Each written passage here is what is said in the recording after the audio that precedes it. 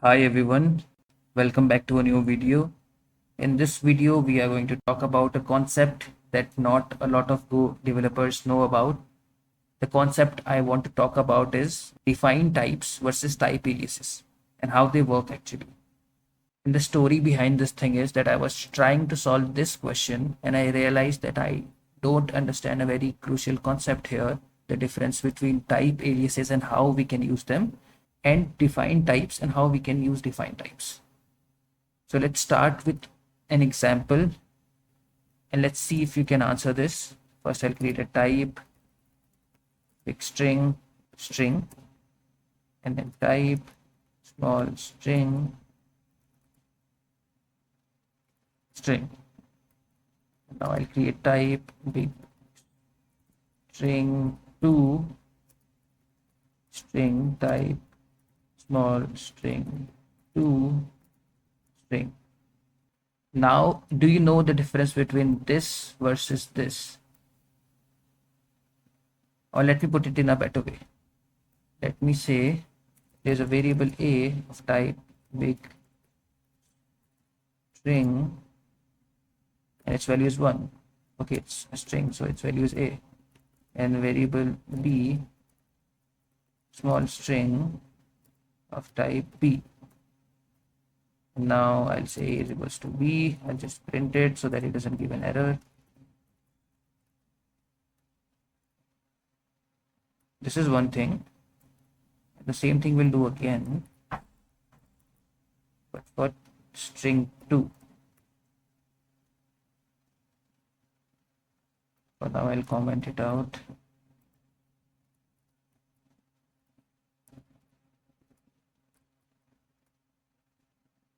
Now, what I want you to do is I want you to answer what will be this output. Will it give an error or not? And then if we comment this out and if we uncomment this, will this give an error?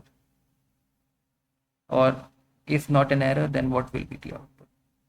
I hope you have your answer. Now let's run this and you will see it has failed, or actually it's a mistake. Println, let's run again. Still you can see it has failed. Now what if I comment this out?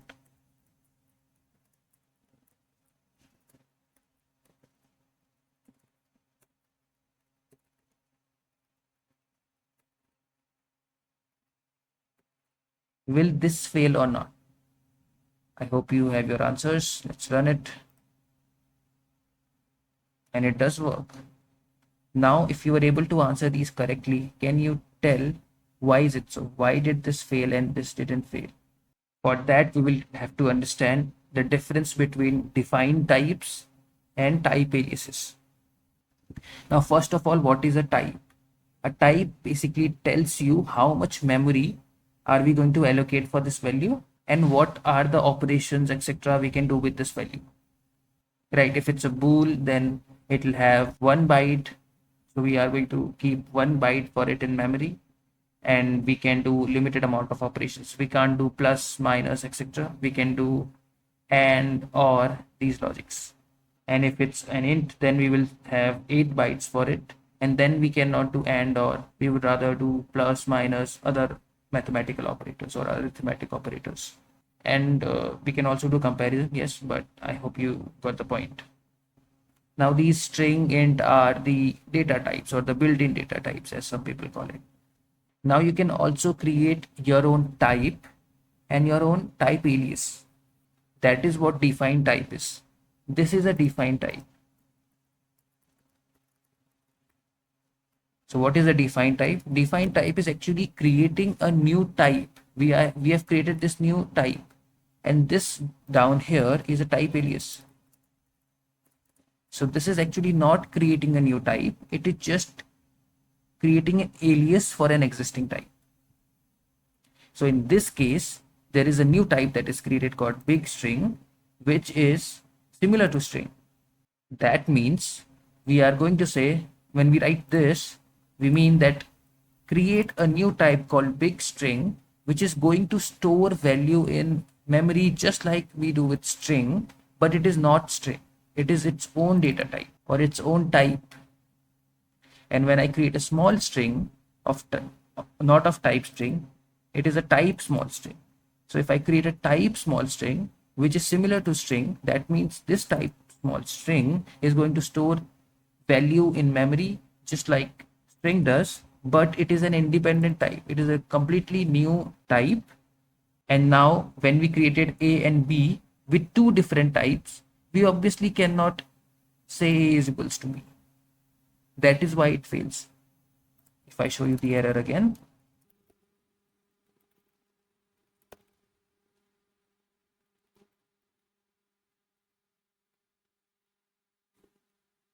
you can see it says variable of type small string and variable of type big string. You cannot assign a variable of type small string in a big string.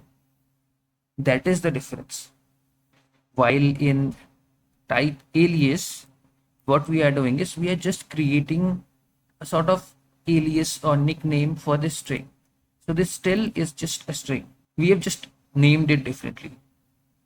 Now I'm sure you would have used define types actually, and you would have also used type alias, and I also did. But when I actually wrote this down and guessed the output of these two things, I was not able to guess. So this is what I wanted to talk about, that okay, there is define types. Yes, we create define types. We create define types for adding methods to it.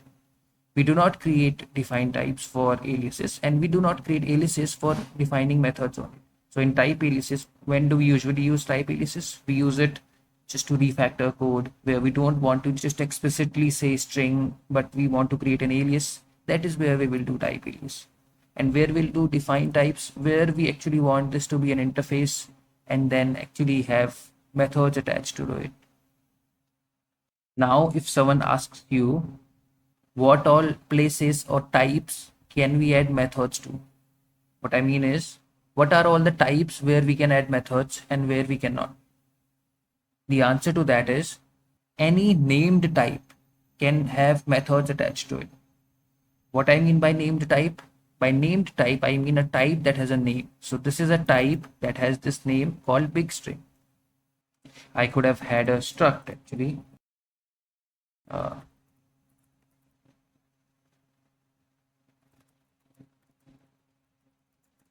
Something like this, and I can attach methods to it. I can attach methods to an int as well. Let's say my int, and I create an int. Now I can attach methods to this type. So all the named types can have methods attached to it. You can't attach method to the data type of int, but if it is a named type or a defined type, then you can attach to it. Now I hope you were able to understand this concept. Now let's try to solve this problem which has this concept included. I'll share this link in the comments and in the description as well, so that you can try it on your own first. But if you were not able to do that, then you can come and watch this. So this question is saying that, I have already read this, so let's just jump here. We represent a DNA sequence as an ordered collection of these four nucleotides, and a common way of doing that is with a string of characters this for a DNA sequence of 6 nucleotides. Okay, this is useless. Given a string represents a DNA sequence, count how many of the nucleotides are present. Okay, so if the string doesn't contain any of these nucleotides, then it is invalid. Okay, so this is how it should look. If this is a string, then this counts method should give us this thing. You should define a custom type DNA. So we have to define a custom type DNA with a function counts that outputs two values, frequency of count, just like this, and an error. If there is any invalid nucleotide, if there is like X here in here, then you'll give an error. So that is the question. Now first we need to define a custom type DNA. So what do you think that should be? It is a custom type, and we have been told that it is good to have it as a string of characters. So what I'll do is I'll have it as type DNA string. I didn't say type DNA is equals to string because that is an alias now. I want to create a new type. Why? Because without creating a new type, I can't attach methods to it. If I just say, for example, I just keep it as a string, why not just keep DNA as a string, right? We will just define it as a string over here, but then we cannot use DNA, like we cannot attach methods to DNA. That is why we need to create our own named type or a defined type. And then we need to give an output. In output, we have this thing called histogram. Now it says histogram is a mapping of nucleotide to its count in the given DNA. Choose a suitable data type. What should be the data type for histogram? Obviously, we are mapping, so it should be a map.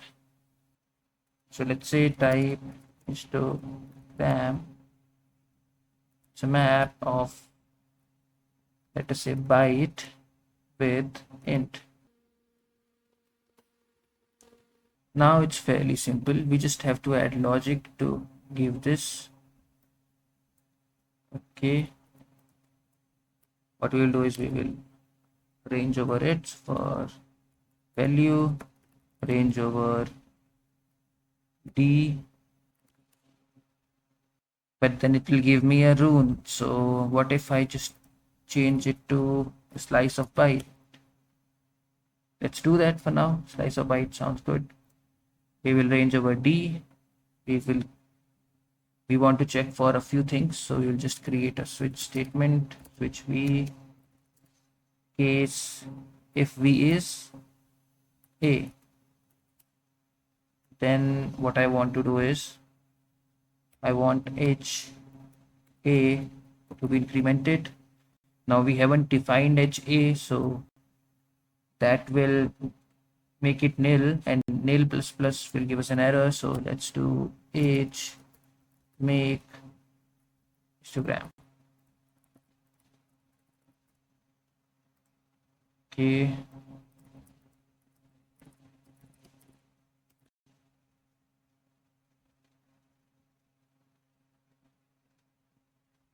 A, C, G, and T.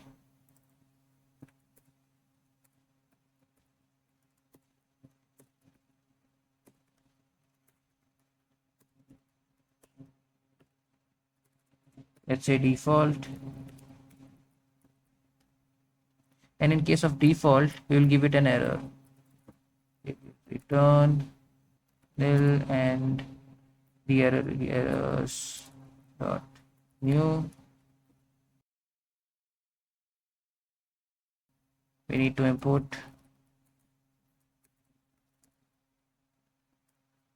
errors.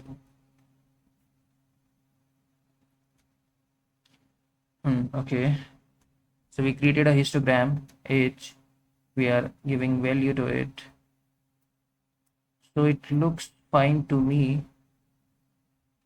Let's try run it. If there is an issue, we'll find it.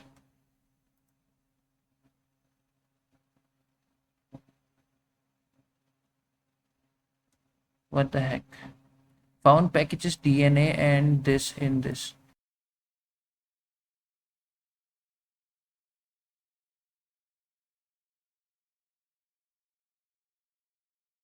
So DNA.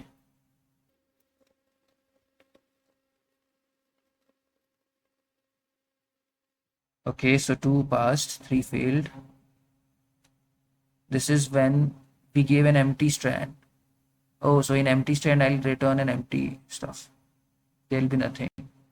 This will be empty and we'll just return it. Exactly. So we don't want to do that apparently. Okay, that's fine. We can do it like histogram, and then we can give it values. A, which is empty, then C, again 0, G, again 0, and T, again 0. Now it looks good. We can see if it fails again. Ta-da, it works. So this is what I wanted to show. We could have created just byte, an array of byte over here itself, but we couldn't then have attached counts. So that's why we needed this new defined type called DNA. So just to summarize what we learned, there are two types of things that we want to care about. There are like four types of types. One is built-in types, then composite types like arrays and slices, etc. Then there is type aliases, which is this, which is not a new type, which is just you are creating an alias. And then there is defined types, which means that you are actually defining a new type. It is not the same type, it is a new type which will store values as string but is a new type. And why do you need this? You need this because you cannot attach methods to data types or built-in data types. You can only attach them to named or defined data types. So I hope I was able to explain you this. I hope you were able to solve this question. And I hope this video helped you out. If you want to watch more videos around Go and Kubernetes, you can check out the channel. In either case, thank you for watching this one, and I'll see you guys in the next one. And I'll just submit it now.